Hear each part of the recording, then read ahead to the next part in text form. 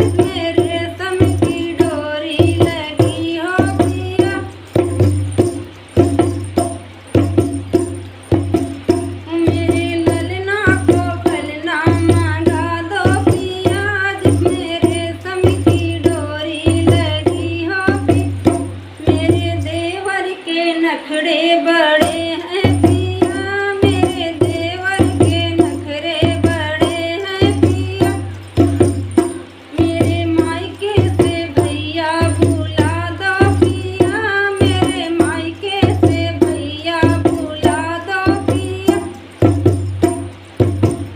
मेरे ललना को पलना मना दो पिया, जिसमें रेशम की डोरी लगी हो पिया।